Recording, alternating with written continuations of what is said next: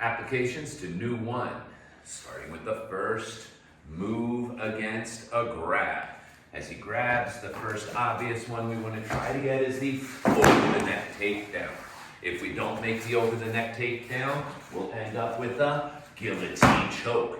If he presses against my face and stands up out of that guillotine choke, I'm not going to make it. So I just go with his motion and go right into an over the neck takedown. Boom. So we're right into that third move. Now, if it's a punch, we want to cover. And by that third move, we're into the ukigoshi takedown and then the jujigarami finish right here. So I'll see that one more time against punch. It goes 1, 2, very easy covers. 3, I grab the head, I turn. This is, by the way, in the kata when we come to the double forearm here. Taking him right down. If I needed to finish up, I could. If I can arm lock, so much the better. Application to the third move of the form where we do this over the neck takedown.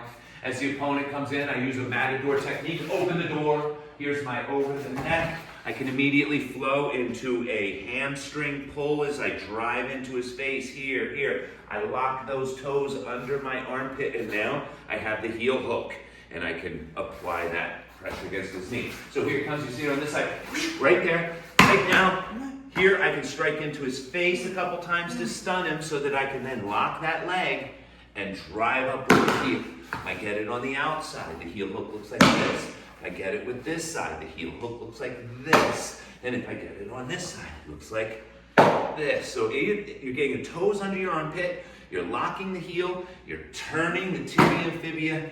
You're putting pressure against the knee joint. Lifting up. Then he's hanging himself on his own pressure. You can see it again here. Right? Or this way. A little more awkward. Try it this way, like uppercut almost. So I caught his toes there. And I'm lifting it, cranking it forward. A million different ways you can do it. All right, that's a heel hook. Kick defense, new one. Application to the full back here. Absorbing a roundhouse kick. Again, based on the same principle that we used against the front kick where we open the door here. But now the energy is coming in laterally, so I have to give laterally. I absorb him, I spin him right down to the ground. Now, before he can do anything here, I like to pin that foot. Try to step on that leg or foot if possible. Doesn't have to be. But then I can take this and I can ankle lock to great effect. Now this leads right into my stepping over to a half a crab. I could possibly grab into a full crab, but I rather like instead from here to sit, place the heel in, grab this leg, pull it up, slap this around. Now I can step over and do neck manipulations from this position. I can even come into a full choke. Boom, I should have him right there, right? You can see the toe lock here. I'm applying pressure. I'm being easy on him, but in actuality, I'd be bringing that down. And what's hurting him is the fact that this bone is getting smashed in between his calf and his hamstring. So that's hurting him as much as anything. Dive right in, grab that chin, place, and there you are. See it, the sensei tan. Sensei tan comes in. I have to turn and move. Woo, wrong kick. Doesn't matter though, right? Look, I got him. Woo, over that takedown. He gets up because he's so good. Then he gives me a roundhouse knee. Boom, right around. Now maybe I have this foot. He's gonna kick me in about 2 seconds, so I gotta turn him over immediately. I just put it right down. I don't go for the crab stuff. Come right into the toe lock. And right here, I just lock the toe lock in. He should be tapping. If he's not, bring that leg right around. Come around and ask him why he's not tapping. Why not tapping, Tom? He's tapping now. There we go. All right, I could always transition to arm locks or anything else from here. Should I want to let that leg go, I can come in then behind him. I got rear mount. All right, very nice. In the kata, opponents are coming in. I, again, open that door and drag that arm inside. Drag him right around.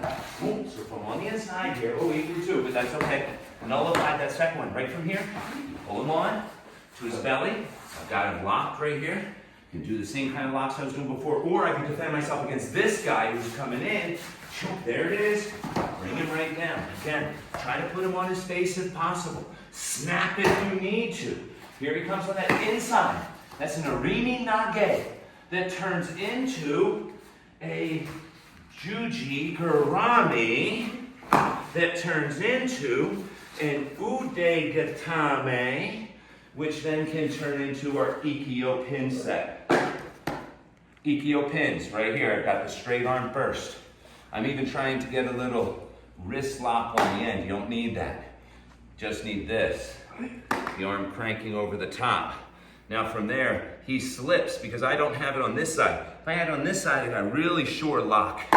But if it's on this side, it may slip. And then we go into the Kimura, the Americana, the hammer lock. Right behind, 3 palms up. 1 palm pinning the shoulder to the ground. This palm's up, his hand is up, that's 3 palms. I've got his wrist caught in the crook of my elbow, and I simply raise his hand to behind his head. There we go. Now, oh no, another attacker's coming. I gotta get rid of this guy. I'm gonna dive over him. Wait. Dive over him. And that's gonna place this arm flat against his back. So let's pretend I have your arm. Oh no, here comes Sensei Tan. Crack! There went that arm. Now here comes Sensei Tan. Oh, I'll do the same thing to him. Boom.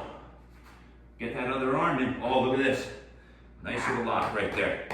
Again, I can transition to the legs if I wanted to, or transition to the head.